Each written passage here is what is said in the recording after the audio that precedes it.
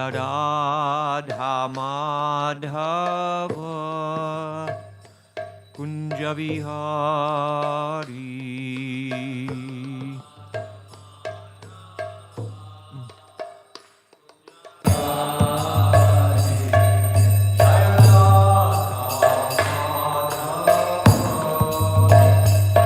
Vihari.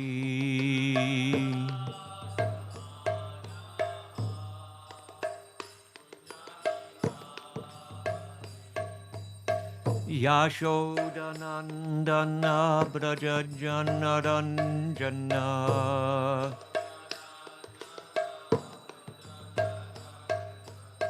Yashodanandana Brajajana Ranjana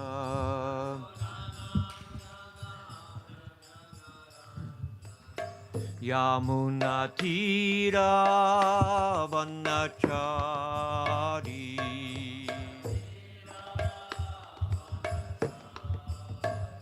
Yamunatira Vanachari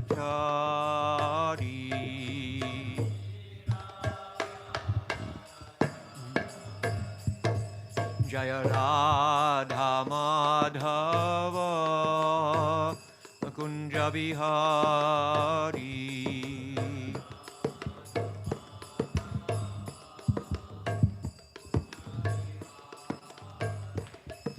Jaya Radha Madhava Kunja Vihari.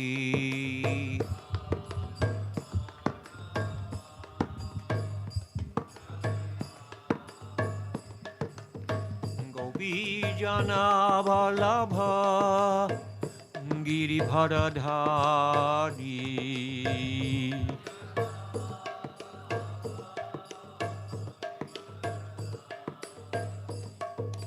Gopijana Vallabha Giribharadhari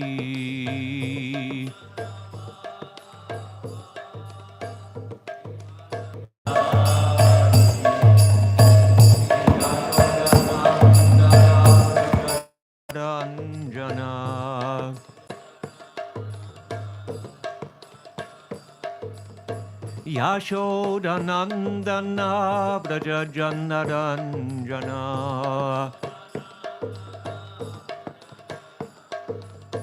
Yamunatira Vanachari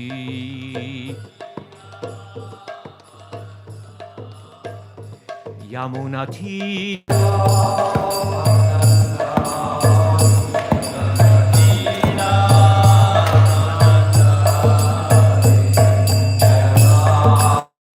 Madhava Kunja Vihari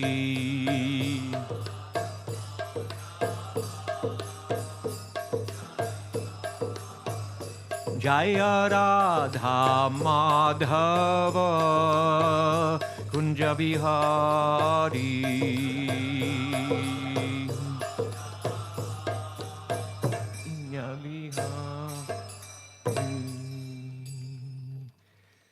Jai Om Vishnupad Brahmansa Parivrajika Charya Stotara Sarasri Śrimad His Divine Grace A.C. Bhaktivedanta Swami Srila Prabhupada Ki Jai Guru Parampara Ki Jai Grantaraj Śrimad Bhāgavatam Ki Jai Gaura Premanande Hari Hari Bol.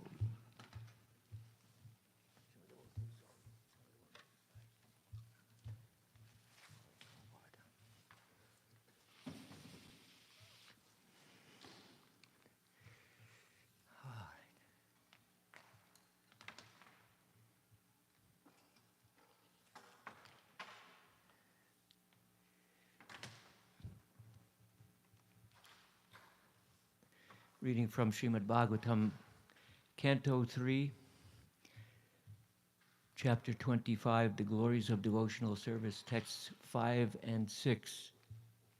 Om Namo Bhagavate Vasudevaya. Om Namo Bhagavate Vasudevaya. Om Namo Bhagavate Vasudevaya.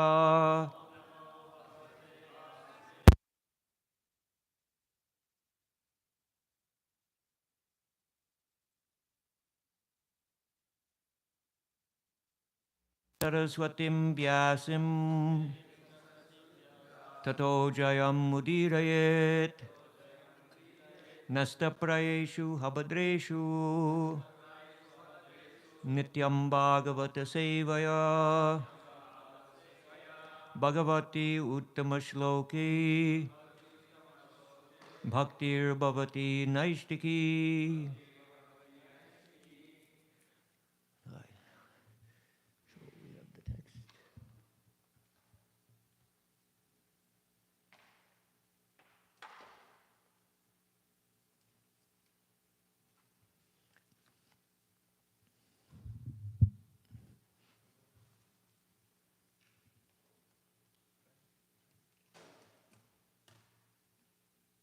Okay, I'll start with Maitreya Uvacha. Okay, coming. Pitari Prashtite Ranyang. Pitari Prashtite Ranyam. Matu Priya Chikirshaya. Matu Priya Chikirshaya. Tasmin Bindu Sare Vatsid. Tasmin Bindu Sare Vatsid. Bhagavan Kapila Kila. Bhagavan Kapila Kila. Maitreya Uvacha. Pitari Prashtite Ranyang. Matu Priya Chikirshaya. Tasmin Bindu Sare Vatsid. Bhagavan Kapila Kila. Maitreya Uvacha. Pitari Prashtite Ranyang. Matu Priya Chikirshaya. Tasmin Bindu Sare Vatsid. Bhagavan Kapila Kila. Maitreya Uvacha. Pitari Prashtite Ranyang. Matu Priya Chikirshaya. Tasmin Bindu Sare Vatsid. Bhagavan Kapila Kila.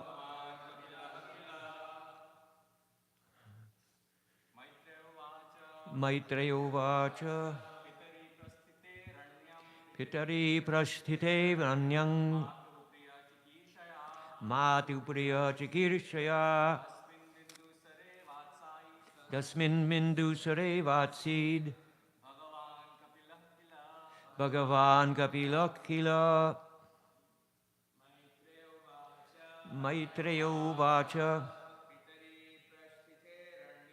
Pitari Prasthite Ranyang. Matu Priya Chikirshaya. Tasmin Bindu Sare Vatsid. Bhagavan Kapilakshya. Maitreya Uvacha. Pitari Prasthite Ranyang. Matu Priya Chikirshaya. Tasmin Bindu Sare Vatsid. Bhagavan Kapila Kila. Mataji. Maitreya Uvacha. Pitari Prasthite Ranyang. Matu Priya Chikirshaya. Bhasmin Bindu Sare Vatsid. Bhagavan Kapila Kila. Maitreya Uvacha. Maitreya said, Pitari, when the father, Prasthite, left, Aranyam, for the forest, Matu, his mother, Priya Chikirshaya, with a desire to please. Tasmin, on that. Bindu Sare, Lake Bindu Sarovara. Avatsid, he stayed. Bhagavan, the Lord. Kapila, Kapila, Kila, indeed. Translation and purport by His Divine Grace A.C. Bhaktivedanta Swami Srila Prabhupada. Maitreya said, when Cardamom left for the forest, Lord Kapila stayed on the strand of the Bindu Sarovara to please his mother, Devahuti. Purport. In the absence of the father, it is the duty of the grown son to take charge of his mother and serve her to the best of his ability so that she will not feel separation from her husband. And it is the duty of the husband to leave home as soon as there is a grown son to take charge of his wife and family affairs. That is the Vedic system of household life.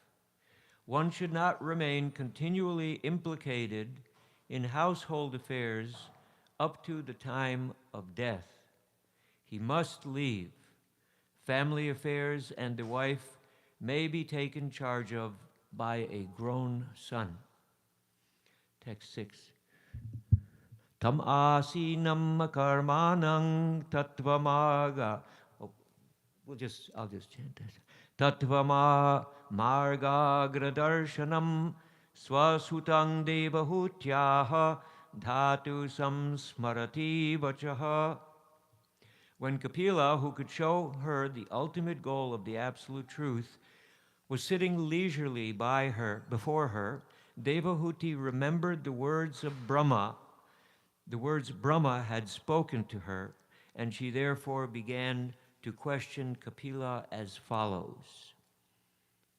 Om Jnanatimbrandasya Jnananjana Shalakaya Chakshurunmilitam Yena Tasmai Sri Gurave Namaha Mukam Karoti Vachalam Pangum Langayate Girim Yat Kripatamaham Bande Sri Gurum Dinataranam Sri Chaitanya Manobishtam Stapitam Yena Bhutale Swayam Rupagadama Yam Dadati Swapadantikam Sri Krishna Chaitanya Prabhu Nityananda Sri Advaita Gadadhar Srivasadi Gaura Bhakta Vrinda Hare Krishna Krishna Krishna Hare Hare Hare Rama Rama Rama Hare Hare.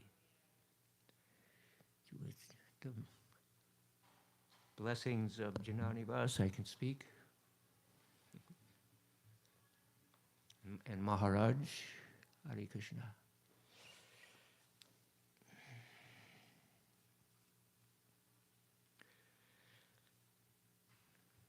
So this verse is starting a new section, you could say, of the Bhāgavatam. Kardamuni has just left home, leaving his wife Devahuti. The whole story is in the previous chapters. How Kardamuni was married to Devahuti, the daughter of Swayambhuva Manu, and here Kardama has left home, which is the duty of the householder. This is a very scientific system, the whole Vedic system for social and spiritual life. Modern society has no idea of any kind of system of really regulated life. What to speak of spiritual life, even social life is not, it's just becoming chaos. The world, basically, it's going mad. If you read the papers, hear the news, and see what's going on, not just in the world of people, the social, political systems of the world are all going haywire. But the weather and other natural factors are also going crazy. Fires, earthquakes, what else? Viruses and this, that, and the other thing. Material nature is starting to clamp down on the sinful world around us, and it can't be avoided. And even sometimes Krishna uses the very people which are part of that system to create their own suffering.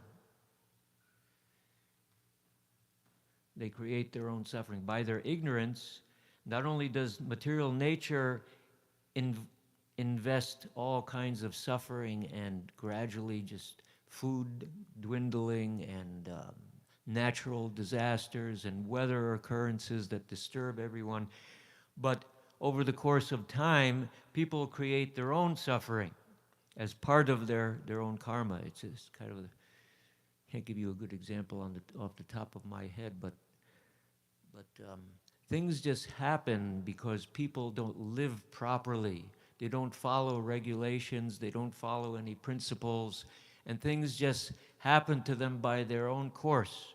They eat wrong foods, they get diseased and suffer.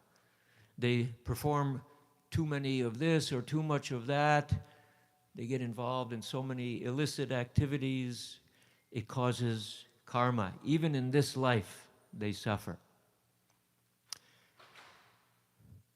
So that's kind of a snapshot of the current world, the current situation that we live in with the world around us is going crazy.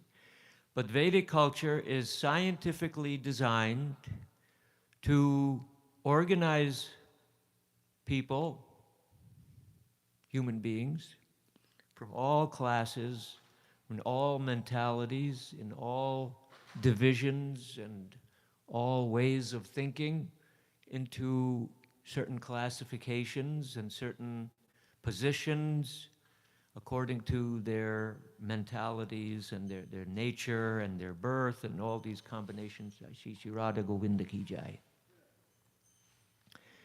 So all of this is very well thought out in the Vedic system.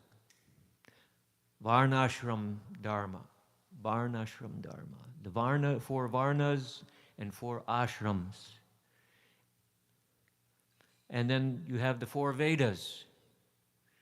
And then there are other corollaries of the Vedas. The Vedas regulate the activities of the jivas, of the souls in this world, within the Varnashram, or even some outside the Varnashram system, the lower-born Chandalas who are not even necessarily part of Vedic culture. But there are activities for them which they can perform, by which they can become purified, by which they can elevate their consciousness.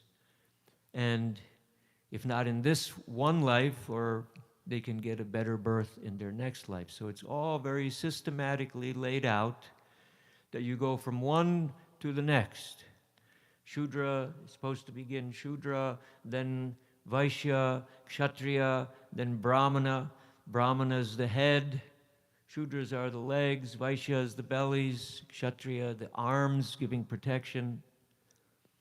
So these are all natural classifications that the soul will gradually go through and follow certain regulative principles according to one's propensities, one's inclinations, and under the guidance of guru and shastras and sadhus, and eventually come to the stage of becoming a Vaishnav. It all leads to becoming a Vaishnav, eventually, a devotee of Vishnu. From karma yoga, yoga in action, for the purpose of enjoying fruitive results, to jnana yoga, where one realizes that he's not his body. There's all these different classifications are described in the Bhagavad Gita, different types of karma yogis and jnana yogis, the way they think, what they do, what their sacrifices are. It's all described in the Bhagavad Gita in a snapshot. And the four Vedas regulate these activities, and there are all kinds of samhitas and Puranas, the histories, which help the living entity to gradually progress to devotional service, to gradually come to devotion. Chaturvarnyam maya sirshtam gunakarma vibhagashaha. Gradually coming to devotional service. Bahunam janmanam ante jnanavam mam prapadyate vasudeva sarvamiti samahatma sudurlabha. After many births of cultivating knowledge, going through that whole system, finally one surrenders unto Vasudeva, or Krishna, knowing him to be the cause of all causes and all that is. So this is a class, or these verses are describing more the practical aspects of living as opposed to philosophy. So everything is in the Bhagavad. The science is complete. The science has philosophy, the science has practical application, the science shows you what the results should be so that you can watch and see that the results are coming.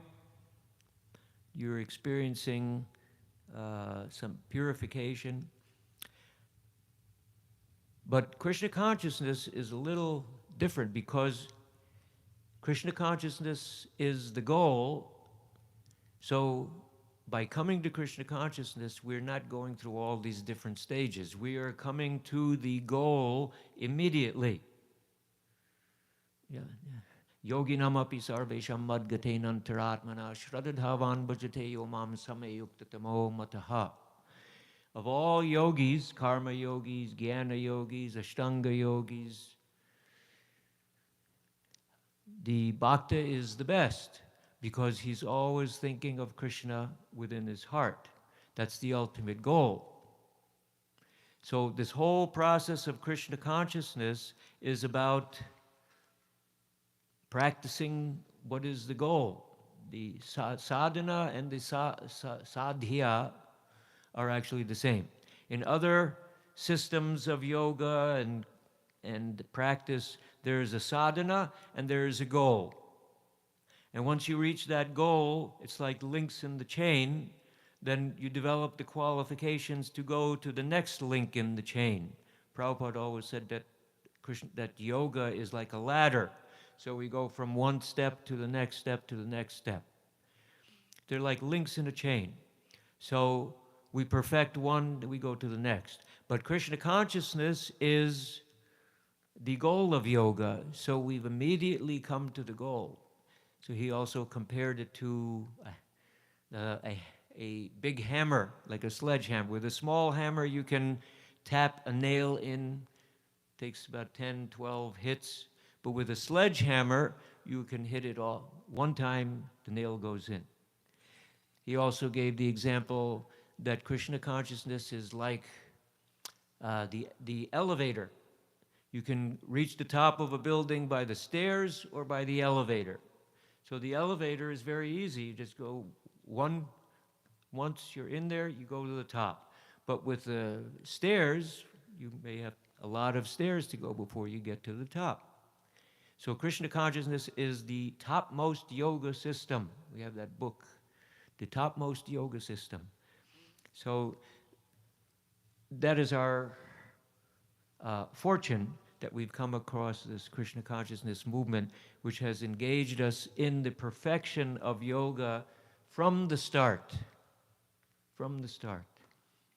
Now, to get back to the verse a little bit here, the practical application is Kardama Muni has left home as a dutiful householder or human being, responsible human being.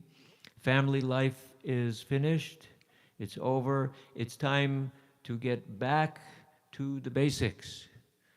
Because sometimes in householder life, those of us who are householders, we know how difficult it can be to practice Krishna consciousness dutifully and attentively and responsibly, and at the same time maintain our whole families. What in this modern society, perhaps it was easier in Lord Chaitanya's time or few hundred years ago in India, or even now in India perhaps, but in this modern society, if we're going to live in this Western world and try to be Krishna conscious, it's a challenge. If we're going to maintain a job and a family and raise children and school and education and so many practical affairs, money and insurance and rent and mortgages, all that eats away your time, which practically speaking in the human form of life, that's where our time should be spent in spiritual pursuits, devotional service. But if one gets married, then one has to dedicate all of those activities, that lifestyle, the family, to Krishna. That's the safety valve, I guess you could say, that everything becomes dedicated to Krishna. You're raising your children so that they can become devotees. They also may have a material life, so they have to prepare for that as well. But to make them Krishna conscious is the main duty of the householder. You're becoming a householder to bring children into this world. Bhaktisiddhanta Saraswati Thakur said, I would have unlimited children if I raised them in Krishna consciousness. So that's the main duty of the householder, is to save a few conditioned souls while you're at it. Right? Bring them to Krishna consciousness too. Bring yourself, save them. Save some other fallen souls too. Let them take birth in your family and give them the opportunity for devotional service also. But there comes a time when family life and things related to family have to be diminished after your children are grown up and they're on their own. You've trained them. They've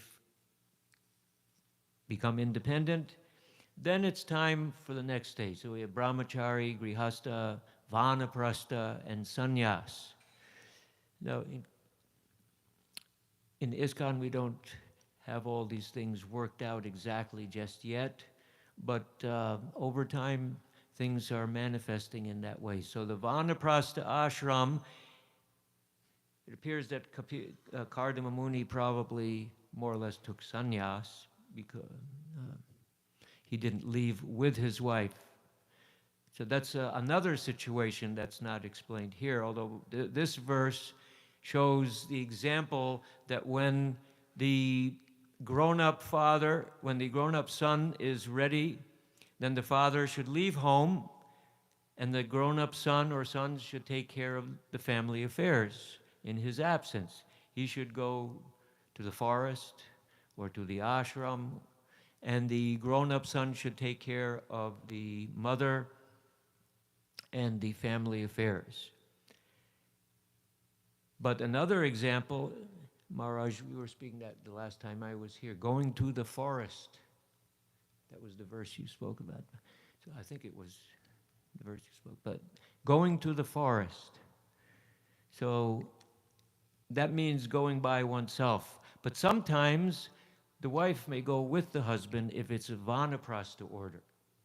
Then she assists the husband in performing yagyas, in his spiritual practices, and automatically by doing that, and of course she engages in spiritual practices as well in the yagyas, by doing that she benefits spiritually. By serving the husband in the vanaprastha order, she benefits, and she follows her husband unless he takes sannyas and leaves, then she follows him even into the pyre of the funeral pyre, into the fire, and goes to the same destination as the husband. So that's another example. But this example, Kardama Muni leaves home by himself, leaves his wife in the hands of Kapila Muni.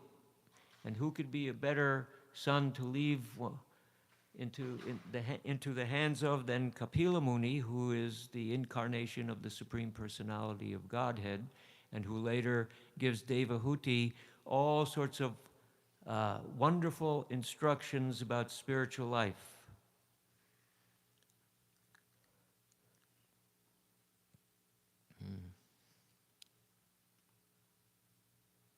So Prabhupada emphasizes here, one should not remain continually implicated in household affairs up to the time of death. This is the tendency you see in the world around us. We see people get old and decrepit, and they, husband and wife, stay together. If the guy's in politics, he stays until the last breath in politics or entertainment or something like that. There's absolutely no conception that there's something higher to aspire for after death. There's no education, there's no training. After death, there's something else. What do you do? When we go out there, we see all these people walking in the streets, coming in, staying in the hotel next door, traveling, vacations, and working, jobs, business.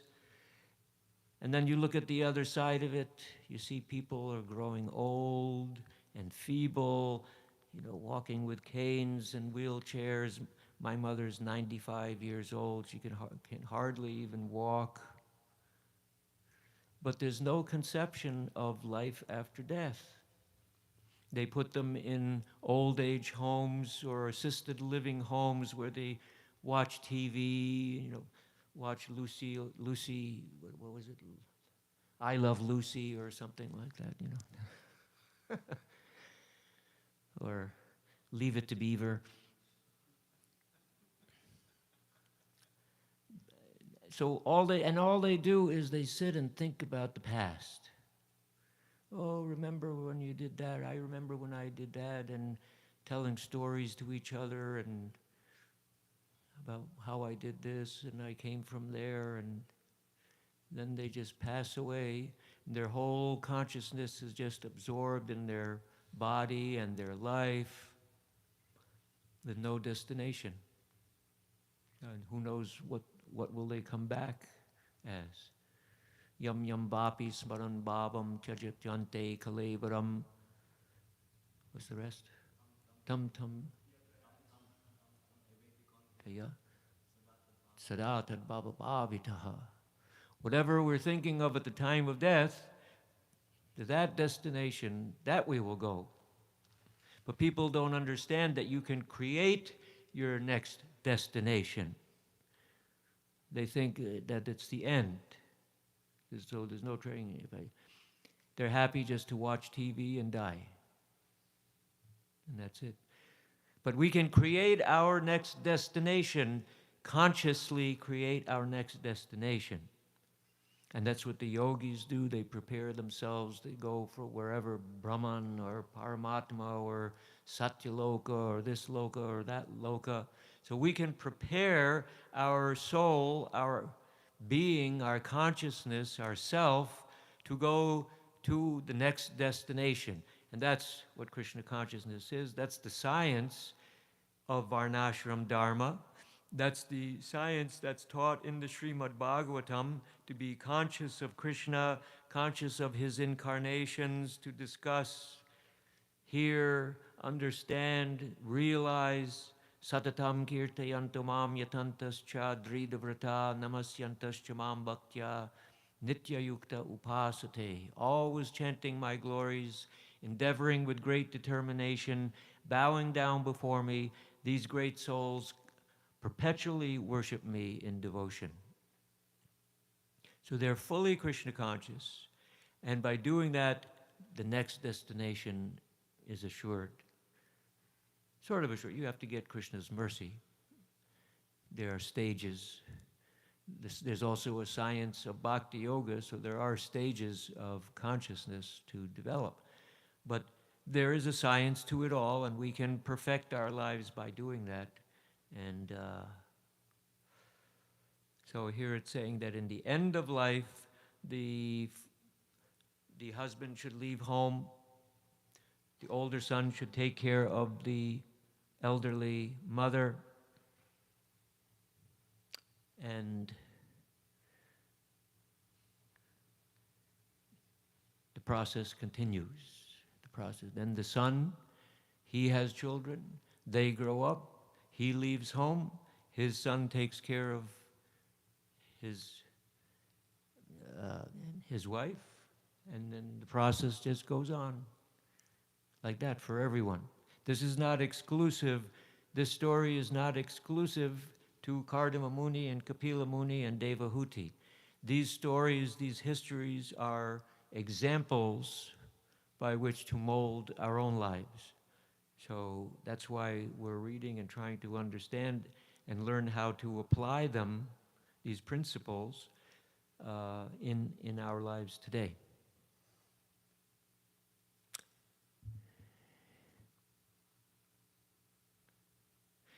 I had a question before you ask any questions. Does anyone know, I was looking for it while I was reading for the class. Devahuti remembered the words Brahma had spoken to her, and she therefore began to question Kapila as follows. Do you know what the question was? I'm sorry, what Brahma said to her? I was looking in all the previous chapters, I couldn't find it.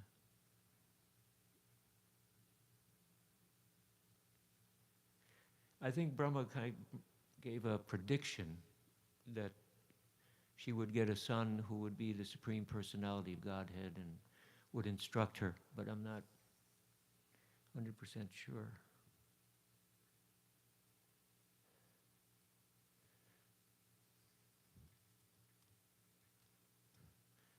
Are there any questions?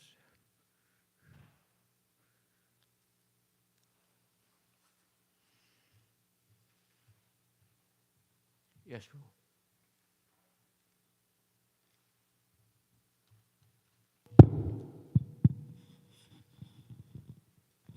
Hare Krishna, Prabhu. I have two questions. I'll try to answer. So in the purport, it was explained how one has to take care of the mother when he's grown up. Does that apply for somebody who has decided to be renunciant for the rest of his life? Is that fulfilling his duty? How exactly to apply it practically? Yeah, some things have to be taken according to time, place, and circumstance, according to the situation. I know generally a sannyasi would not do something like that, or at least he would arrange for it. Even Prabhupada, well, not with his mother, but even with his wife, he arranged for his disciples to take care of his wife. Even his sons were also grown up, but he arranged for means so his former wife was taken care of. He wasn't personally involved. Or situation, like even my own situation, my mother is 95, I'm 68. It's time to leave. But I have to take care of my mother. What about brahmacharis? Brahmachari may be a little different. I remember Keshava Bharati, before he was a sannyasi, he was a brahmachari, and he went to take care of his mother in her last days. I don't think he wasn't a sannyasi, he was a brahmachari then. Yeah, so.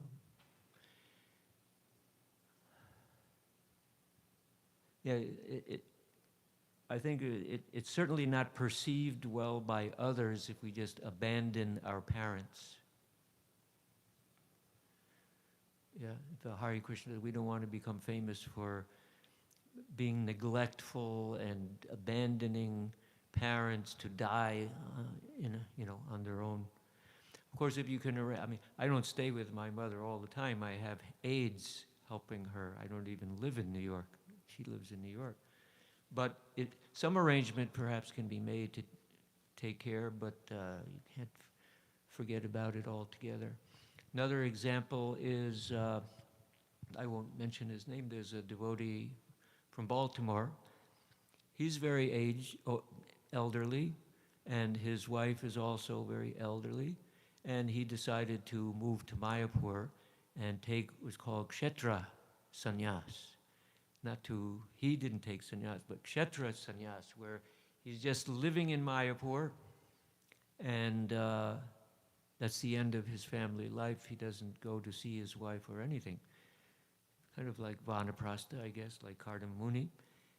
And his wife became ill, and now recently his son, his elderly son, he has a brother, the son, there's two of them, but the elderly son just had a massive heart attack and is completely unconscious. We were in Baltimore, Janani Vas and myself.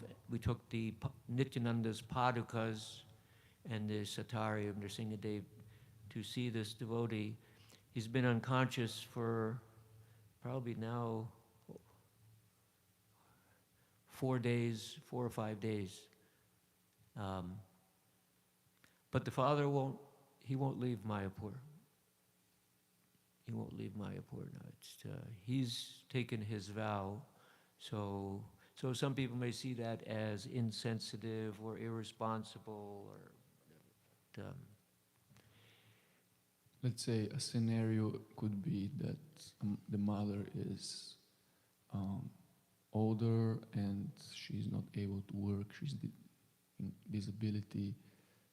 So does it mean that the son who is a grown-up brahmachari, for example, does it mean that he has to work to support her because it's his mother?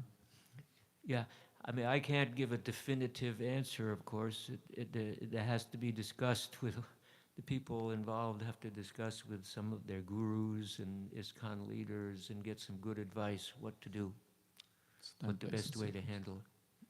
Okay, and then the other question... Especially if the mother is a devotee, right? Yeah. Then something has to be done to take care of the mother. And then the other question was discussed also in the purport, how there is a progressive path of renunciation, that one has to leave home. And of course, we know there is time, place, and circumstance, might not be favorable for everybody, but still, the Varnashrama system is there. Everybody is expected maybe to take Vanaprastha. And from what I've heard and seen nowadays in ISKCON, there are not so many Vanaprasthas for a variety of reasons. Is this beneficial for the movement? How to understand it properly?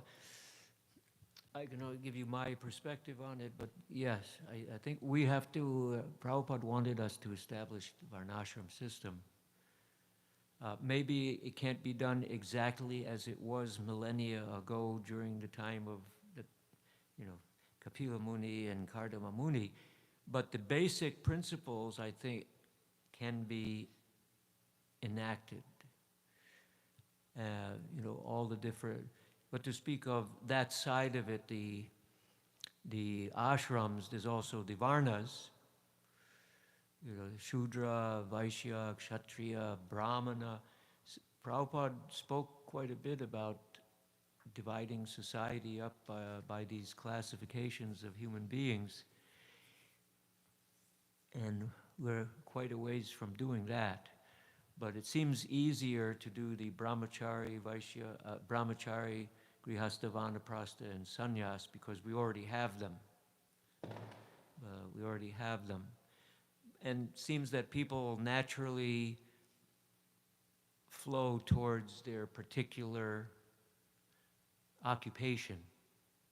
We find people who are business-minded, they go out and do business. People who are laborers, they're doing some practical service for society. Those who are Brahminical are reading and writing books and becoming teachers. Those who are farmers, There seem to be those who are inclined to farming. I'm not inclined to farming, so I don't know what I'm inclined to. I do so many different things. I don't know. Maybe somebody can figure me out.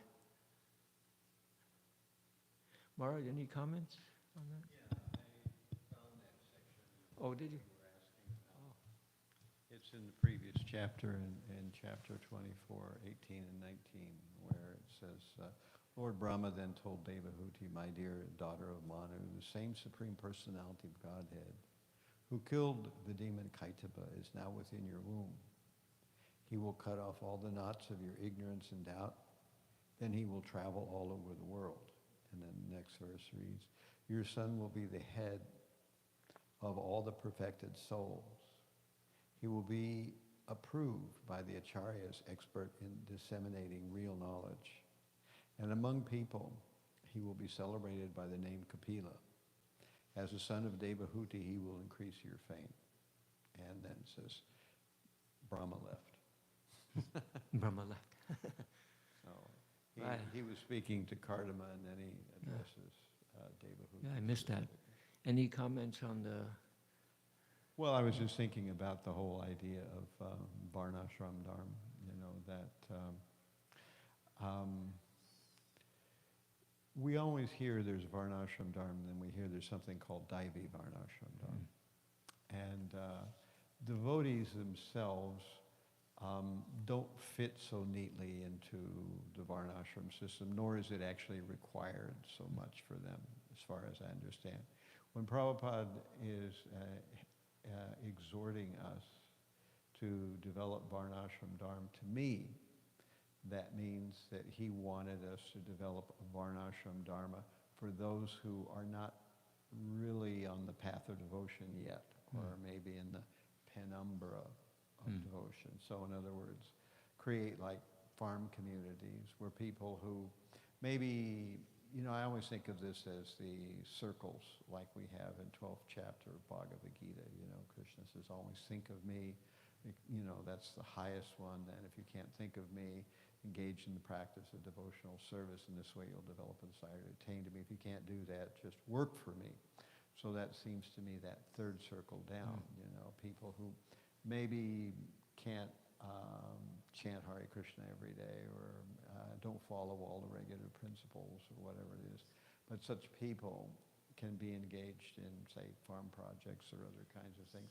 And to me, that seems to be what the concept is of when Prabhupada said that half of my mission has not been established yet of developing the Varnashram Dharma. That's what I think he meant by that. Not that we're going to, create a Varnashram Dharma. Certainly, in the way that we usually hear about it in Śrimad Bhāgavatam. If you really look at the Varnashram system, it's there in Canto 7, Prahlad talks about it. And, I don't see our brahmacharis wearing matted locks and carrying, water pots and dressed in deer skins, So that's how it's described. So obviously, Varnashram Dharma is adapted to time, place, and circumstance. In fact, it's the only thing that you can adapt to time, place, and circumstance. So obviously, a modern Varnashram Dharma would not look like what we see in Bhāgavatam. It might not even look like what we saw in 16th century Bengal either. It's Prabhupada created the Brahmacharini ashram. That doesn't exist in the standard version of Varnashram Dharma. And we have a number of things that don't exist in the standard Varnashram Dharma. And it's not that we created them. Our acharyas created them, like, for instance, the GVC. No such thing in Varnashram Dharma, but Bhaktisiddhanta wanted it, and Prabhupada wanted it, therefore we have it, And it means that because we have these things, we have to adjust a lot of other things, because it's, to some extent, we have to recognize in a very spiritually progressive way, what it means to embrace all these things at the same time, to try to have a kind of a varnashram dharma for those who are in the penumbra of spiritual life, how to set up a society that deals with the needs of devotees, because we're big enough now that we should be dealing with needs of devotees. At one point we were too small to really consider that so much, but that's not the case anymore. And I think that's a separate issue altogether from developing Varnashram Dharma. There may be Varnashram Dharma elements to it, but the development of providing for the devotees in a reasonable way, I think, has a long ways to go in ISKCON. And that's a couple of ideas that I would put out. Yeah, caring for the elderly devotees and devotees passing away, all things to develop. Yeah. And I think also the schooling and bringing up of devotees, integrating them into either the ISKCON environment as parts of the administrative system of ISKCON, or into the outside environment in such a way that Jati Dharma doesn't smother Sanatan Dharma. That's the whole issue, that I was talking yesterday with someone about that, that generally that's the fear, that Jati Dharma will smother Sanatana Dharma, that you will just get lost in changing the oil in the car, making sure that you've got a 401k and that, the children are going to an accredited school, and by the time, you get old, you're so used to all those things that you still continue to do it long after it's necessary, that's, in all religions, there's that sense of the immediate necessities of day-to-day life becoming so overwhelming that people have no energy or time for actual devotional service. And that's actually a trick of Maya, because if you let that happen, then essentially your devotional service is kind of stolen away from you by so-called pragmatic necessities of managing a family. But if a person is very convinced and is very determined, then he and the wife, they can keep that from happening and retain devotional focus in spite of it, keeping Sanatana Dharma above Jati Dharma, where at the last parts of life, then when the children are gone, then they won't feel the necessity to still be sure that, the children are still happy and that their marriages are working, all that kind of stuff, they can kind of think in terms of being more fully dedicated to either a preaching mission of some type or another, or traveling to various holy places or whatever. Yeah.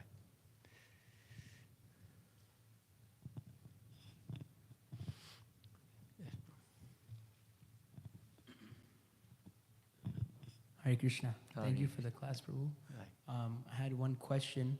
In the aspect of Vanaprastha, it's saying that one should let go of household life, family affairs. And one other thing in the purport, Prabhupada uses the word entanglements. So I was thinking as we continue in devotional service, we have, as we get more with the years, we should increase our chanting, increase our hearing, increase these devotional activities. But when these devotional services, which is what we're supposed to do when we get older, but my question is, in terms of, we have this institution, which Srila Prabhupada gave us, like ISKCON, and then we have management, which is, management is a service also, but it gets sometimes quite entangling, and dare I say even sometimes political. So I'm just wondering if, as we get older, is it good to increase should we look at kind of these management services as kind of our service to Prabhupada and increase them, or is it time to for as we get older to kind of release these things to different people? Yeah, I think you're going to get quite a few different perspectives.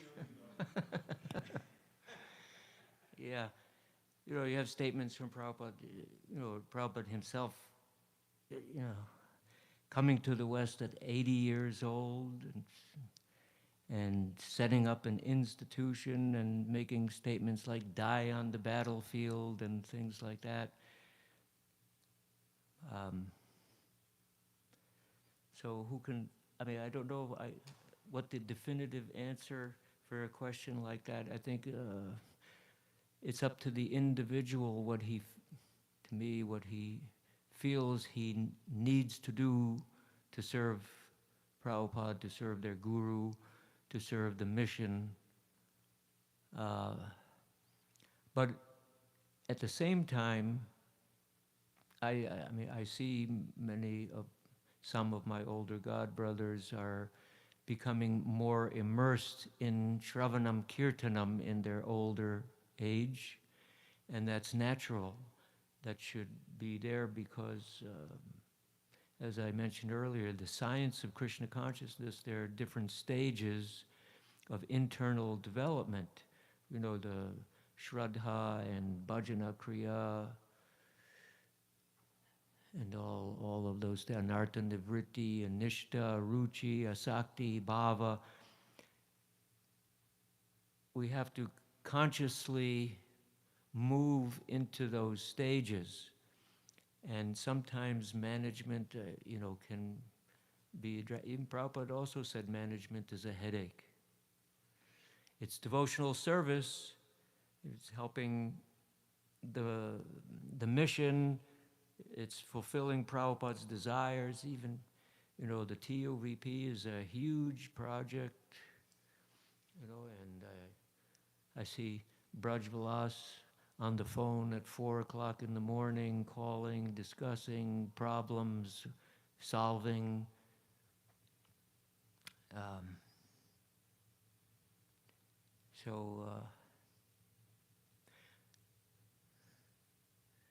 What do you think, Maharaj? What is your perspective? We have him here. He might as well hear his answer, right? Well, it's a great question, actually. Yeah. And I don't have any shastra to quote about it, but it seems to me the overall upshot is that as ISKCON moves forward, I feel that there should be a distinction between leadership and management. Leadership is kind of where the movement is going, whereas management is once we've decided where it's going, how we're going to get there. So it kind of seems to be heading in a direction where younger people are taking over the management.